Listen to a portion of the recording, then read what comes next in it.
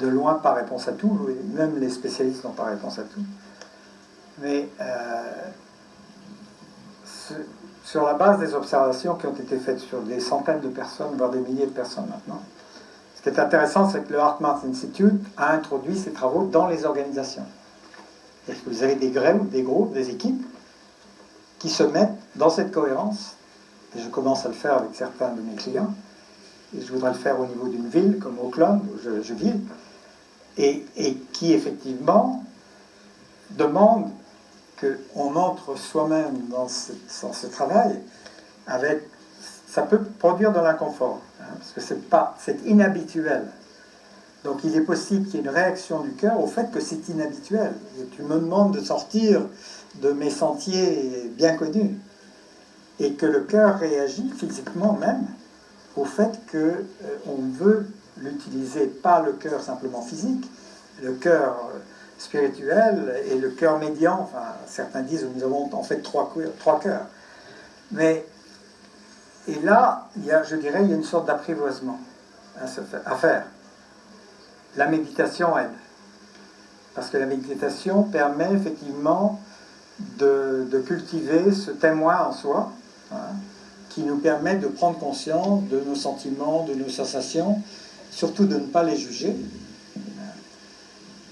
même s'ils sont inconfortables, de les accepter, de les embrasser littéralement, et de dire ça, c'est des parties de la réalité. Je ne vais pas essayer de le changer.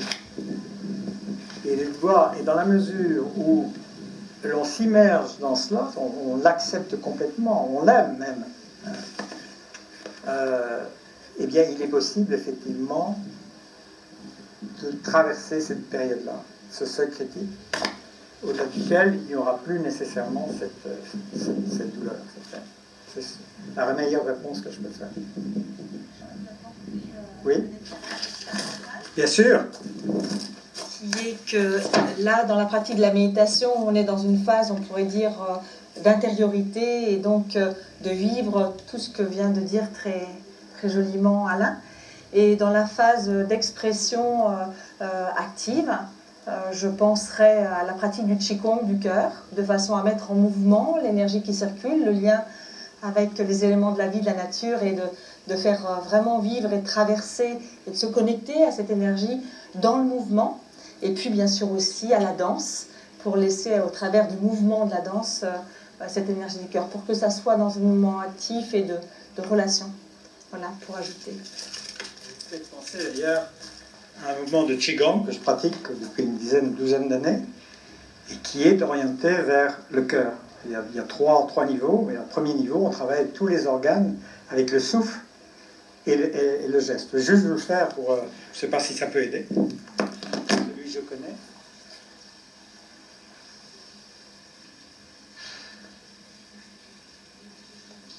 Donc, vous allez monter comme ça.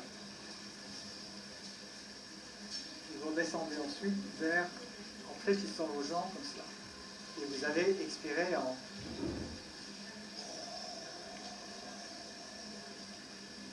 comme un dragon. Vous inspirez.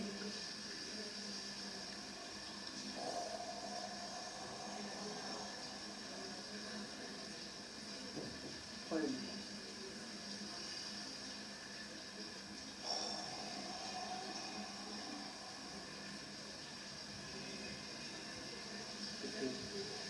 Mouvement pour éliminer tout ce qui a pu se produire.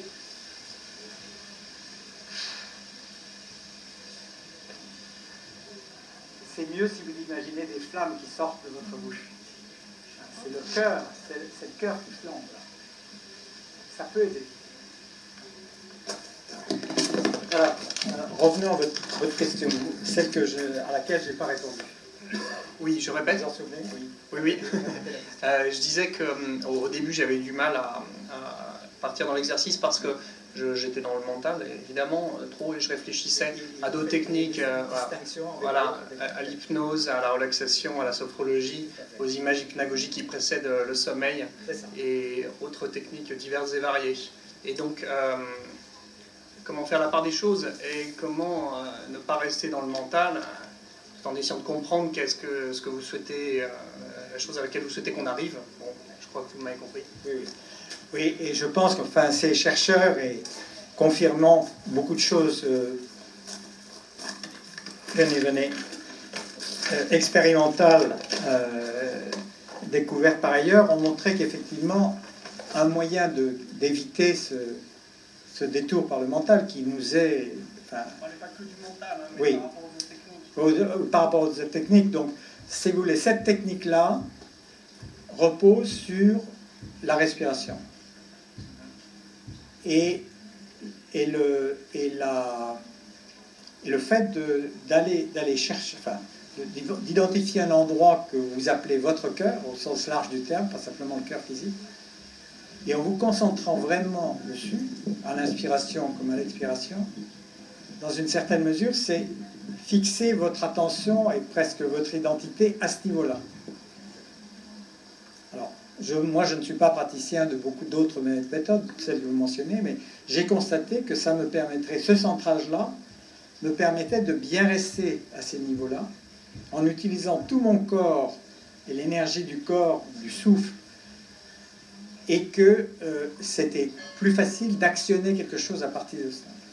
Donc c'est dans la simplicité même, si vous voulez. Simplement, ce qu'ils ont ajouté, et ce qui était moins connu, c'est qu'effectivement, un sentiment d'appréciation, voire d'amour qu'on peut avoir, et qui nous sert de point de départ, et qui nous met dans un état positif, hein, d'appréciation de la vie, qui peut ensuite se traduire par de la gratitude ou l'envoi d'amour à d'autres personnes. Ça, c'est ça la véritable déclic, si vous voulez. Donc, c'est pas une respiration neutre. Elle est imprégnée de sentiments. Alors, je voudrais vous proposer une deuxième petite technique. Il nous reste, je crois, un quart d'heure à peu près. Je ne sais pas où on est, Dominique. Enfin, qui m'a beaucoup appris, qui peut être à la limite inconfortable. Je ne pratique pas encore tout à fait en entreprise, dans les organisations, mais je m'y achemine. J'ai un séminaire la semaine prochaine, je vais peut-être le tenter. Et qui consiste, c'est ce qu'on appelle la technique de mutual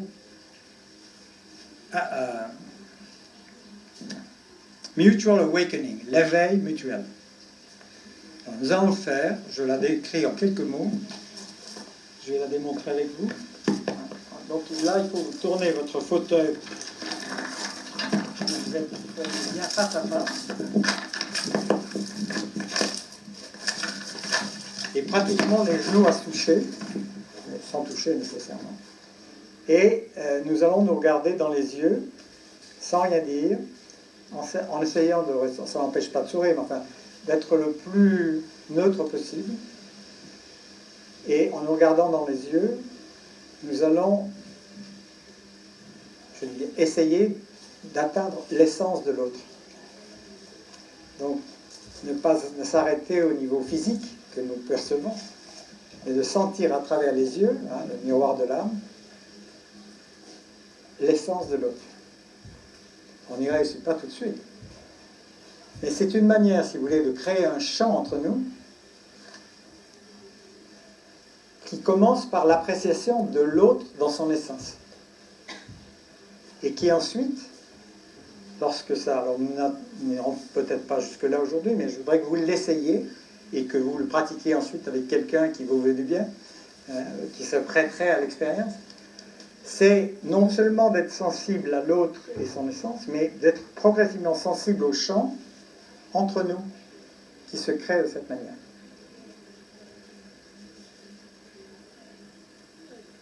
Il est possible que vous viennent des images, des symboles. Moi, c'est souvent le symbole de l'eau qui coule, par exemple, qui viennent et complètement, il faut surtout là dégager le mental aussi, rester dans ces sentiments d'appréciation de l'autre dans son essence. Vous voyez, on est quand même un peu dans la même lignée, et de dire qu'est-ce qui se passe, et de simplement d'être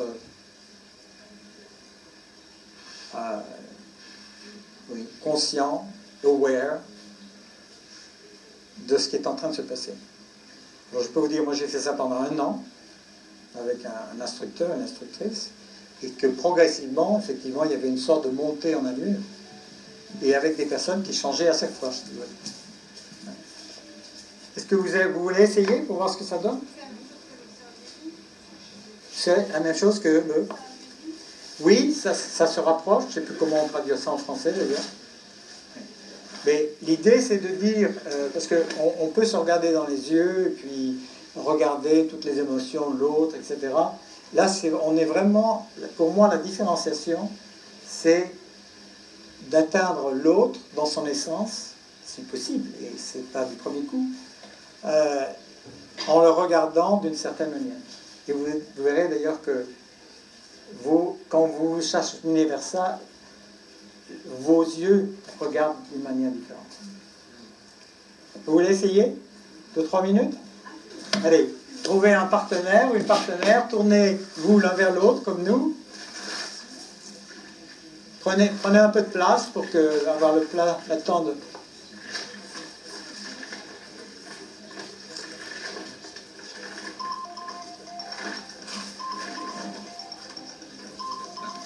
Ah. Il y a, c'est votre téléphone, quelqu'un? Ah bah non, non. Ah oui, c'est le temps écoulé. Bon. Alain, après la première. Ah, il avait mis un timing. D'accord. Alors, deuxième heure.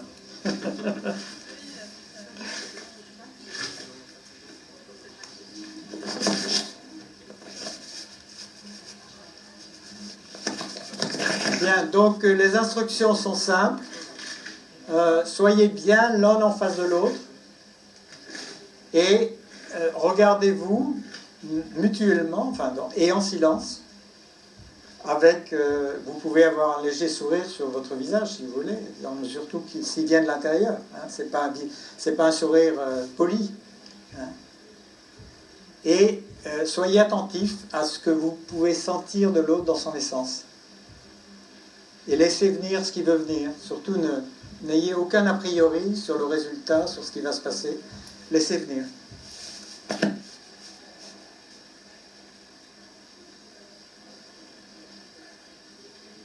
Et peut-être choisissez l'un des deux yeux, c'est plus facile. Sinon, vos yeux vont faire des allers-retours.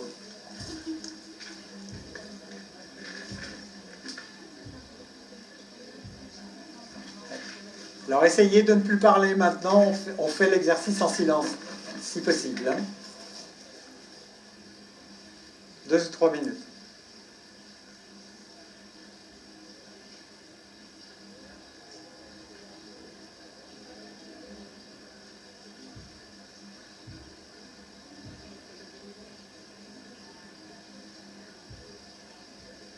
Et peut-être juste une chose, sentez votre corps se détendre au fur et à mesure que vous le faites, en lâchant prise complètement.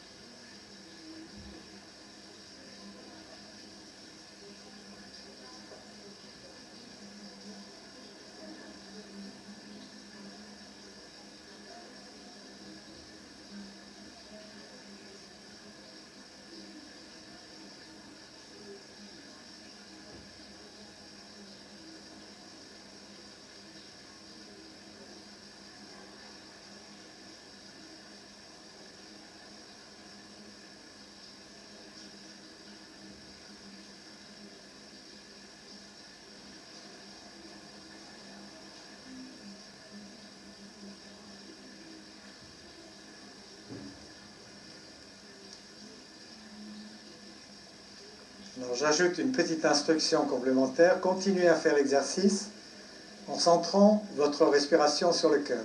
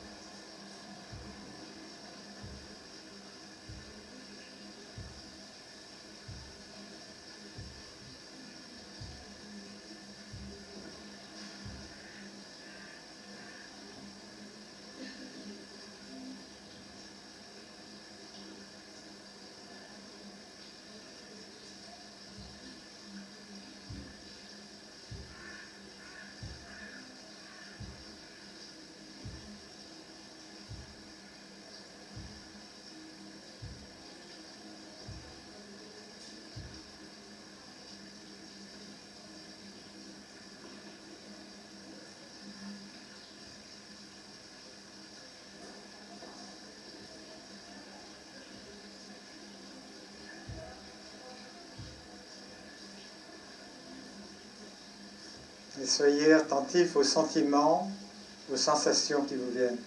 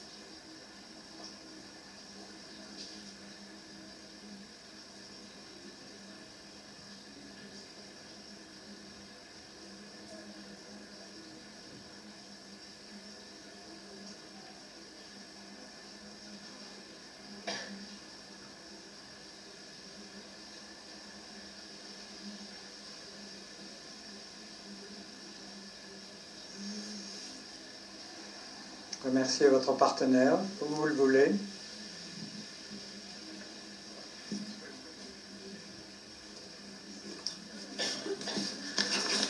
Bon, c'était bref, hein. On le fait en général pendant 10 minutes, un quart d'heure, mais c'était vous donner une petite... Alors ça m'intéresserait, si vous voulez vous retourner vers le centre du cercle,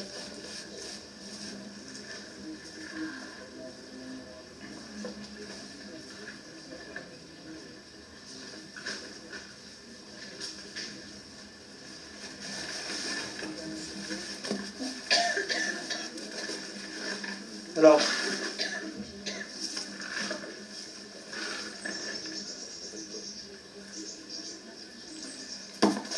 je vais vous demander là aussi si certains d'entre vous veulent faire part de leur expérience, de leurs questions. Imaginez que dans un groupe, donc je vais travailler la semaine prochaine avec un groupe de 13-14 personnes, et que vous passiez une heure. Bon, tout le monde ne va pas voir tout le monde, mais que vous passiez un certain temps en paire et qu'ensuite vous demandiez à ce groupe d'échanger qu'est-ce qu'ils ont senti, qu'est-ce qui s'est passé, qu'est-ce qu'ils ont découvert peut-être chez l'autre qu'ils ne connaissaient pas, simplement dans cet échange en silence, par les yeux et le cœur.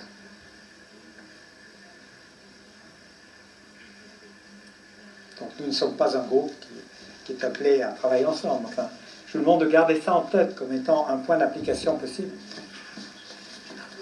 Je vous en prie, oui.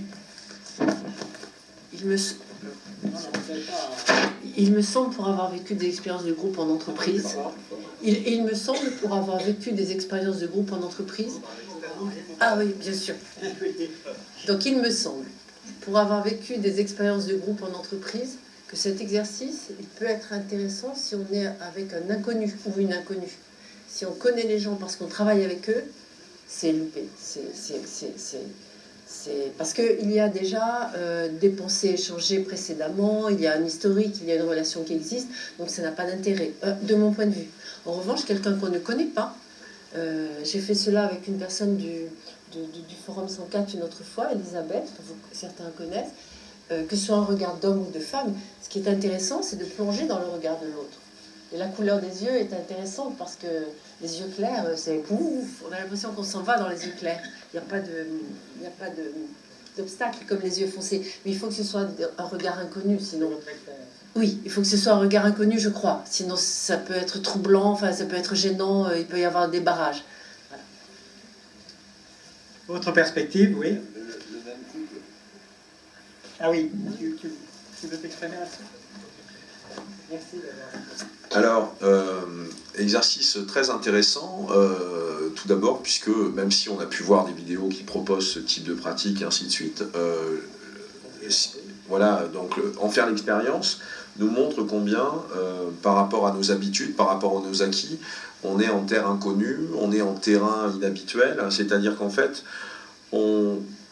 même si on a eu des règles du jeu qui nous ont été proposées intellectuellement, au niveau de l'expérience vécue par le corps, par notre culture, le fait de soutenir le regard ou de faire face à quelqu'un n'est émotionnellement absolument pas associé à des choses de bienveillance ou associé à du non-jugement. Donc déjà, réussir à tenir une sorte de discipline qui est liée à la règle du jeu, qui est de poser ces états-là à l'intérieur, c'est très intéressant parce qu'on apprend, on découvre qu'on peut soutenir le regard dans une relation très proche au niveau interpersonnel, avec donc d'autres vécus que celui que culturellement on a associé avec le fait de soutenir le regard.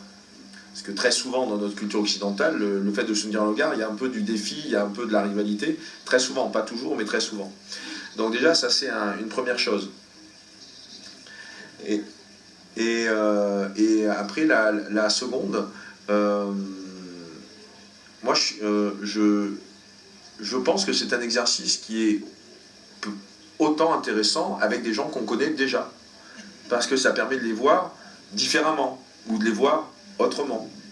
Puisque, même si on peut être avec des interférences ou des parasites ou des machins ou des trucs, il n'empêche que c'est une autre façon de les regarder, et au nom de l'existence, c'est intéressant de faire l'essai.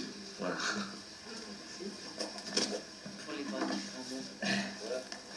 On fait tourner. Soyez bref, mais allez-y. Et en particulier, si certains d'entre vous ont fait l'expérience de voir quelque chose naître entre vous, ce serait intéressant de le dire. Entre et incluant vous, bien sûr. Alors, c'est ma toute première expérience. En fait, ce qui m'a frappé, c'est qu'il y a une vraie différence. Pour moi, il y a une vraie différence entre le début et la fin. C'est-à-dire qu'au début, comme on ne se connaît pas beaucoup, c'est un peu un regard interrogatif. Enfin, il y a quelque chose de... C'est pas trop. Enfin, moi, je savais pas trop. Enfin, voilà. L'impression de découvrir, quoi. Et puis, à la fin, j'ai senti progressivement comme une forme de familiarité. C'est-à-dire comme, par exemple, je connais très bien Étienne. Quand je le vois, je suis content de le voir. C'est-à-dire, il y a une connexion immédiate qui se fait, parce qu'on se connaît bien. Et à la fin, j'avais l'impression que ça avait changé d'ordre. On se connaissait mieux quelque part, ou qu'on pouvait se connecter plus facilement peut-être. Voilà. Alors nous, on a fait l'expérience, on ne se connaissait pas. Donc ma première réaction, ça a été de me dire, je suis toi, tu es moi. Et donc, de laisser faire sur cette base-là. J'ai remarqué en regardant les yeux de Célia qu'en fait, plus je les regardais, plus sa respiration était saccadée, plus je voyais plus sa respiration que ses yeux. Et donc, au moment où tu as parlé de se tourner vers le cœur, j'ai juste envoyé « aie confiance ». Et là, sa respiration a ralenti et on n'a fait plus qu'un. Et je pense qu'on aurait pu le faire pour l'exercice pendant 3 jours.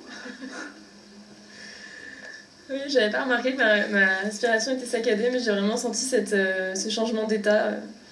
J'ai vraiment senti ce changement d'état aussi entre les deux qu'a décrit Philippe. Et là, je me sens vraiment dans un état comme si mon cerveau était vraiment plus dense, c'est comme si j'avais vraiment une pression, je sais pas, voilà, je me sens vraiment comprimée un petit peu. En tout cas, c'était vraiment une belle expérience. Effectivement, j'ai ressenti beaucoup d'amour et même si on se connaît pas. Et voilà, merci. J'adore le bâton de parole, il est super. Moi, c'est pas la première fois que je fais cette expérience-là, mais à chaque fois, j'aime beaucoup parce que ça permet de passer au-delà justement de ce qu'on a l'habitude culturellement, de qu'est-ce qui se passe à travers le regard, que ce soit du conflit, enfin, tu parlais de la provocation ou de la séduction ou autre. Là, c'est comme si ça nous remettait tous au niveau fraternel en fait. On est tous uniques et on se connaît pas.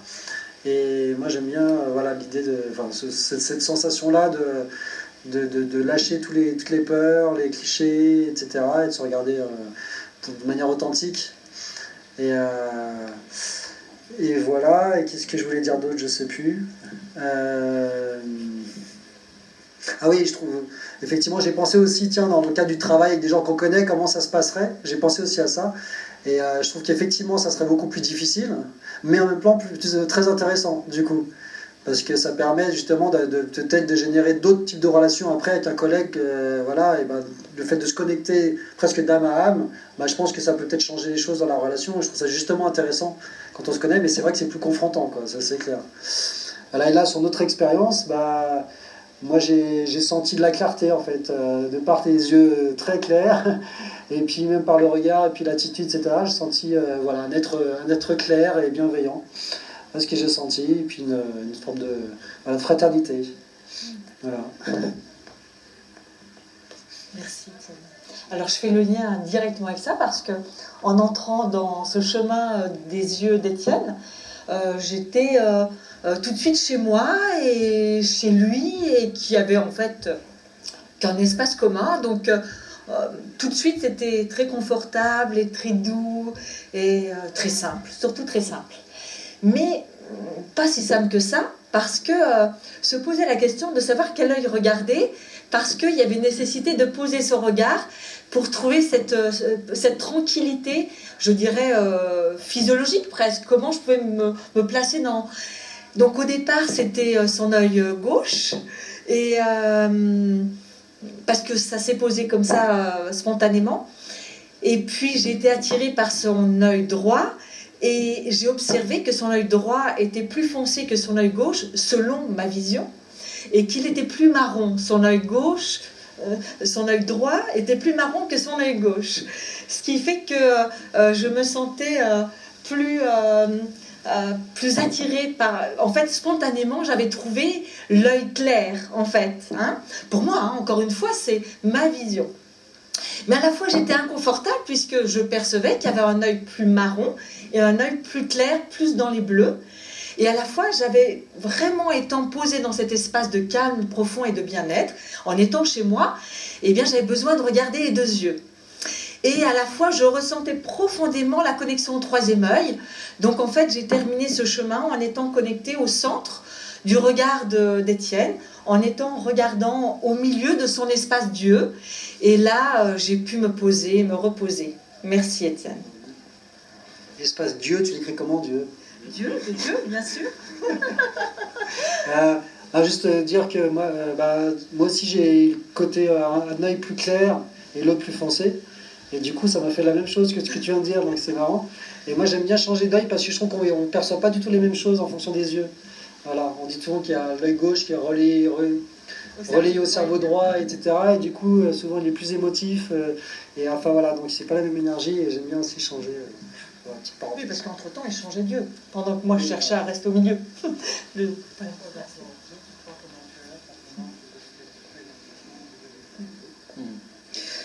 La consigne, c'était de regarder l'autre dans son essence, ce qui m'a beaucoup touché comme mot. Et donc, j'ai essayé de me débarrasser complètement de toute pensée, de tout jugement, de toute même sensation. Je me suis dit, mais quelle couleur Dieu il avait, puis bon, j'étais même pas sûr de ça, finalement, après coup.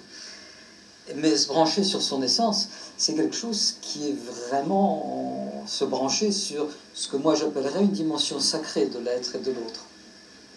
Et donc, cet intime partagé, il n'appartient qu'à nous deux. Et j'ai pas du tout envie d'en faire part.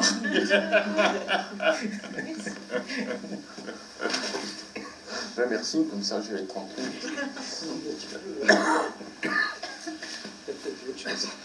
Non. Enfin, moi j'ai trouvé l'expérience très intéressante parce que oui, il y a quelque chose de. En effet, on sent quelque chose qui va. Qu'on ne peut pas pratiquement dire, c'est vrai. Alors, cela dit, d'un point de vue plus phénoménologique, moi ce que j'ai trouvé intéressant aussi, c'est. J'avais déjà remarqué ça quand je regarde des gens longtemps. C'est que, au fur et à mesure, je trouve la personne de plus en plus belle. Hein, j'ai trouvé ses yeux de plus en plus beaux, de plus en plus expressif, et tout le visage, etc. Tu parlais du troisième œil, mais moi il y avait un peu quelque chose comme ça. Et c'est vrai qu'il y a quelque chose d'assez étonnant qui se passe.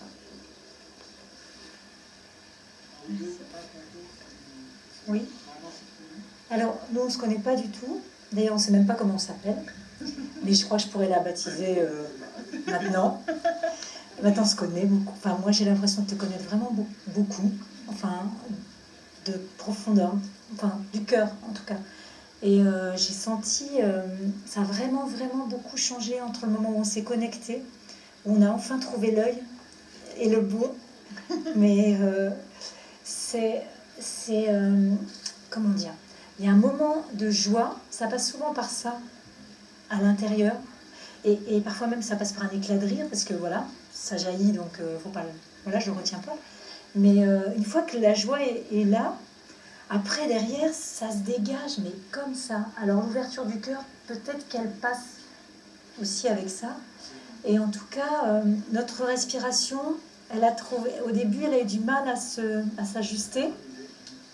Et à un moment j'ai senti que ça se posait et c'était tranquille, quoi. On était presque comme à la maison. On était comme à la maison. Enfin, je me suis sentie à la maison, chez toi. Et c'était vraiment bon à vivre. Merci. J'ai senti la même chose, donc on devait vraiment être connectés. Et au début, j'avais pas envie de faire l'exercice parce que je me sens fatiguée et j'ai envie d'être dans ma bulle. Et je sentais que j'avais beaucoup d'exercices comme ça et je me suis dit, oh, je suis plus grave aujourd'hui, j'ai pas envie de connecter sur ce ton-là. Et en fait, j'étais surpris de voir dès le début qu'en fait, ça fait l'effet inverse. Là, la respiration, elle a été ample, toute seule, pas besoin de faire l'exercice. Et c'était comme être à la maison, ça a été reposant pour moi. C'était grâce à ton regard, je pouvais me retrouver et ça a été, c'était vraiment oui, c'était comme un soutien à ma propre, pour rentrer dans mon être, à travers son être. Donc c'était vraiment, vraiment agréable. Et je sais que j'ai tendance à regarder l'œil. Ça fait quelques années que j'ai tendance à regarder l'œil droit. Je ne sais pas pourquoi, mais c'est celui auquel je me pose le mieux. Voilà. Et j'ai nouveau eu l'expansion de. Mais cette fois, ça allait jusqu'au ventre et là, c'est encore douloureux. C'est vraiment comme si ça tirait. Hein. Enfin, douloureux sans être douloureux. Voilà. Vous voulez dire quelque chose? On va terminer, je pense. On est en train de peut-être un peu par exception. Alors, il y a peut-être d'autres exceptions après moi. Alors moi je vais juste parler de l'aspect, je me reconnais dans tous les témoignages, pas mal, mais l'aspect physiologique aussi de l'œil, c'est quand même une expérience vraiment étonnante à ce niveau-là. C'est que, par exemple, chez un comédien, les yeux c'est très important, on pense que tout le reste, tout le visage entier est important, mais les yeux disent énormément. Et là on le voit en détail, alors on scrute tout, je trouvais ça passionnant, au-delà de tout le reste. Excuse-moi de résumer, hein, il y a bien plus que ça. Hein. Moi, j'ai trouvé qu'il y avait un côté hypnotisant, en fait.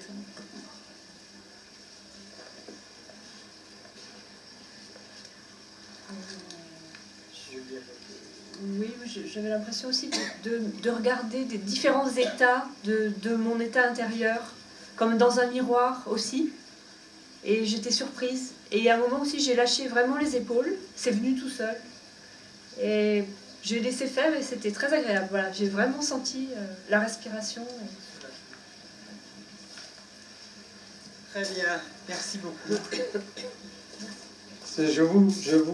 Oui, certains d'entre vous ont pu faire ce genre d'exercice fréquemment ou un certain nombre de fois, peut-être dans d'autres circonstances. Pour moi, ce qui a vraiment changé, c'est l'essence. C'est d'essayer d'être non pas à l'affût, parce qu'il ne s'agit pas de chasser, mais d'être vraiment à la recherche de l'essence de l'autre. Ce qui d'ailleurs, d'une certaine mesure, va non pas me sommer, mais m'inviter à partager mon essence. Et ça peut changer beaucoup de choses. Entre personnes qui se connaissent déjà, et qui ont peut-être beaucoup d'habitudes ensemble. Moi, les expériences les plus extraordinaires que j'ai faites, c'était avec mon épouse. À partir du moment où j'ai compris de quoi il s'agissait, je vous avais épouse, quelqu'un de très proche, c'est extraordinaire ce que ça peut révéler. Et au point que les larmes vont couler, enfin, il y a des tas de choses qui vont peut-être se passer. Mais surtout, des personnes avec lesquelles on a déjà pris un certain nombre d'habitudes. Pardon? Restez ensemble après? Oui, pour l'instant. Oui. Et je vais faire un petit lien avec le co-leadership, donc, sur lequel j'ai écrit mon bouquin il y a 3 ans en français, puis je l'ai adapté en anglais il y a 2 ans. Dominique Dubois disait ce matin, sentir ce mouvement en avant, ce mouvement évolutionnaire qui nous pousse à quelque chose de différent, à la fois en tant qu'individu et en tant que société, groupe, etc. Et je pense que se donner un certain nombre de pratiques qui consistent à franchir un seuil, le seuil du confort, le seuil du familier, le seuil de ce qui peut nous attacher à un certain nombre de choses et de personnes telles que nous les connaissons, ça pour moi c'est un acte de leadership. Et d'ailleurs certains de mes collègues, y compris Otto Scharmer qui a écrit la théorie U, sont retournés aux sources du mot leadership. Lead ou lead en indo-européen, ça veut dire certes aller de l'avant, mais ça veut dire aussi franchir un seuil et mourir à quelque chose auquel on s'était habitué. Pour moi, le co-leadership, c'est par exemple une équipe, parce que je travaille surtout avec des équipes, qui en définitive dépasse toutes ces questions de hiérarchie, de position, etc., et qui se sentent co-responsables de leur évolution et de l'évolution de leur société, de leur organisation, quelle qu'elle soit, et co-créateurs en même temps. Co-créateurs et co-responsables. C'est très différent d'attendre que quelqu'un trace la route et la vision, etc. Et ça passe par une série, je dirais, d'étapes et de pratiques. Dans mon bouquin, j'indique un certain nombre de pratiques personnelles, interpersonnelles, voire systémiques, qui enclenchent davantage d'acteurs, pas simplement à l'intérieur, mais à l'extérieur de l'organisation, et qui effectivement permettent de franchir des seuils, d'aller vers un véritable leadership créatif, co-créatif et co-responsable. Et d'ailleurs, on peut à ce moment-là étendre la notion de responsabilité au-delà des frontières de l'organisation, hein, pour son environnement, pour la société dans laquelle on vit, etc. Et ça, pour moi, c'est là qu'est le lien. C'est le partenariat, c'est pas simplement le partenariat avec une autre personne. C'est aussi, dans le sens vertical, le partenariat avec l'eau, la source, le sacré. Nous connecter à tout ce qui peut, en définitive, surtout si on se met à son service, en position réceptive, ça a été indiqué plusieurs fois, déjà ce matin, quand on devient, et c'est le mot servant leadership, hein, le leader au service de, quand on se met non seulement individuellement, mais collectivement au service de quelque chose qui essaie d'émerger, là, on fait un on accepte d'être devenir un instrument dont notre responsabilité, c'est d'affiner cet instrument, de le nettoyer, d'éliminer tout ce qui pourrait l'empêcher de donner sa note juste. Et de le faire avec d'autres, ça c'est extraordinaire. Et si vous vous souvenez d'une scène, ou de plusieurs scènes, du Seigneur des Anneaux, et en particulier le premier film de Fellowship of the Ring, quand ils sont en train de construire leur équipe, d'être aussi dissemblables, même de races différentes. Et on se rend compte qu'effectivement, chacun d'entre eux va avoir un rôle de leader à tour de rôle, de temps en temps comme ci, comme ça, puis de suiveur, puis de leader, puis... Mais il y a un sens de co-responsabilité pour cet anneau. C'est leur quête, leur mission commune. Et chacun apportant sa note individuelle. Et donc, sinon, nous mettons dans des positions dans lesquelles nous pouvons, d'une part, mieux révéler notre unicité à nous-mêmes, par une série de pratiques personnelles, et aussi de pouvoir nous appuyer sur la sagesse et l'amour d'un groupe. The sky is the limit.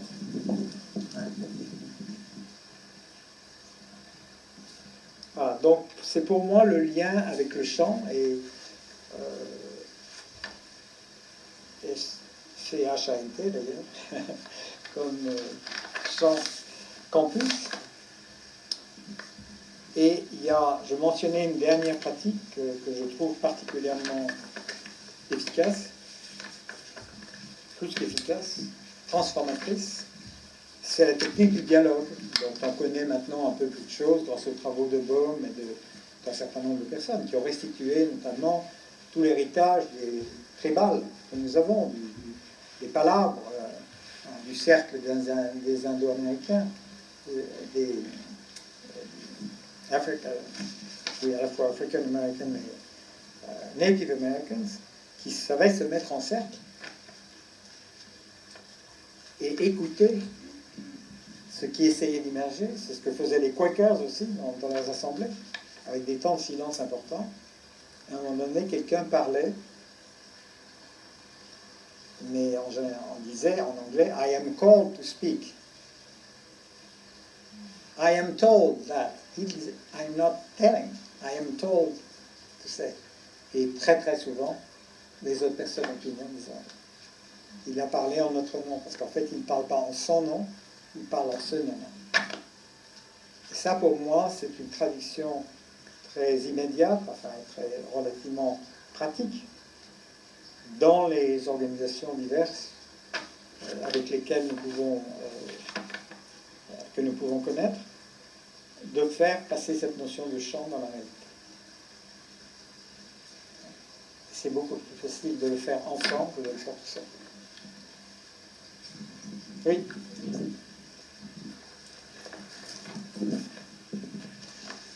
Donc dans les ateliers que vous animez dans les organisations, par exemple, vous allez leur faire pratiquer ce genre d'exercice et ensuite vous allez les amener à dialoguer et à... Une sorte d'enchaînement.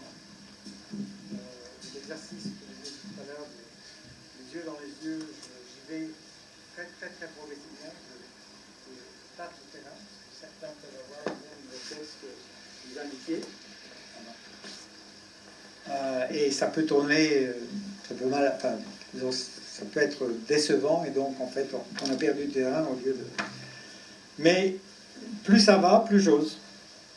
Parce que je me rends compte qu'il y a aussi un appétit. Alors, je ne veux pas être élégant, il y a un appétit d'amour dans les organisations qui est très grand, mais qui n'a pas été satisfait dans la plupart des cas. Bon, il y a des cas exceptionnels. D'ailleurs, quand on fait partie une fois dans sa vie d'une équipe exceptionnelle, que ce soit une troupe de théâtre amateur, un groupe de randonnée, etc., on a toujours envie de retrouver ça. Parce que ça a répondu à quelque chose en nous de profond. D'être nourri et de nourrir. C'est ça notre co-responsabilité. Ça, je pense que c'est plus... Alors, je tente une expérience qui va être, en dehors de travailler dans une entreprise donnée, c'est de travailler au niveau d'une ville dans son ensemble. Je vis dans une ville de 400-450 000 habitants et j'essaie de réunir un certain nombre de personnes à travers les différents secteurs, publics, privés, associatifs, etc., pour faire d'Auckland une ville qui soit consciente, aimante et capable d'auto-évolution. D'auto-évaluation aussi, mais d'auto-évolution. En cherchant des personnes qui sont déjà là, qui ont envie de ça, surtout pour leurs enfants, leurs petits-enfants. Auckland, qui est en face de San Francisco. C'est une ville en pleine transition. Et en pleine transition, oui, parce qu'elle est en train, la Silicon Valley est en train de déverser son trop-plein, et en particulier les gens qui ne peuvent plus se permettre d'habiter dans la péninsule, vers Auckland et d'autres villes, puisqu'ils n'arrivent plus à se loger, etc., donc qui créent leurs entreprises à Auckland. Donc il y a un effet de gentrification, d'augmentation progressive de tout, ce qui fait que les gens qui habitent là depuis longtemps, les plus défavorisés, perdent tout, y compris leur domicile, sont obligés d'aller plus loin. C'est dramatique.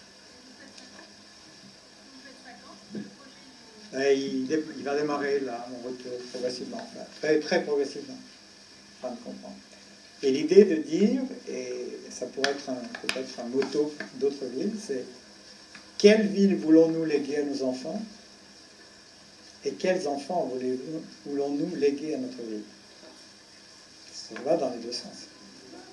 Il y a un accent très fort sur l'éducation, à tous ces niveaux, depuis l'éducation prénatale, périnatale, etc. Bon, j'arrête, mais là, si vous voulez, là... Pardon? Oui, on va les associer probablement. Plutôt la recherche sur l'altruisme. Voilà. Est-ce que quelqu'un veut dire une ou deux choses en nous quittant, simplement sur leur vécu d'ici? Merci à vous. Je mettrai sur le site d'ailleurs les quelques passages de recherche sur l'intelligence du cœur, si vous voulez vous y référer. C'est pas traduit en français encore pour la plupart, je crois, mais je les mettrai sur le site, si vous voulez vous y référer avec les sous. Voilà. Alors nous allons nous retrouver avec le reste